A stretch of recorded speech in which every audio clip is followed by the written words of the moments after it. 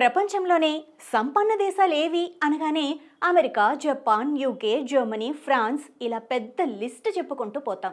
ఇక బాగా అప్పుల్లో ఉన్న దేశాలంటే ఇండియా, చైనా, శ్రీలంక అనే పేర్లే మనకు వినిపిస్తాయి. కానీ వాస్తవాలు అందుకు భిన్నంగా ఉన్నాయని మీకు తెలుసా? అసలు ప్రపంచంలోనే అత్యధికంగా అప్పుల్లో మునిగిన దేశాల పేర్లు వింటే మీరు ఖచ్చితంగా అవాక్కవుతారు. అవును, ప్రపంచంలో అప్పుల భారంతో ఉన్న టాప్ 10 దేశాల జాబితా ఒక్కసారి చూద్దాం. ఇక టాప్ 10 అనగానే ఫస్ట్ నుంచి సెకండ్ అంటే లాస్ట్కి వెళ్తాం. కానీ ఇక్కడ ఏంటంటే బాగా అప్పుల్లో కూరుకుపోయిన దేశాలు ఫస్ట్ ప్లేస్లో ఉంటాయి కదా. సో ఆ ప్రకారం చూస్తే 10th ప్లేస్లో కెనడా ఉంది. అది కూడా $3.12 ట్రిలియన్ అప్పుతో.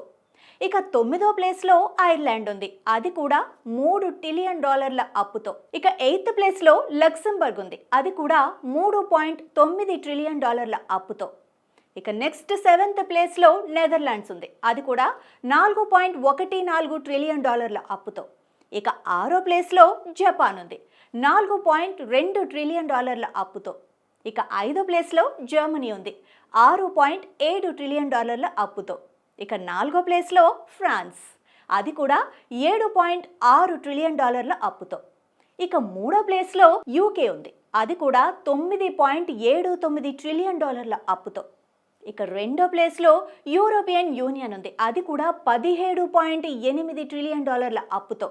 ఇక మొట్టమొదటి ప్లేస్లో అయితే యుఎస్ఏ ఉంది, అమెరికా. అది కూడా $26.5 ట్రిలియన్ అప్పుతో.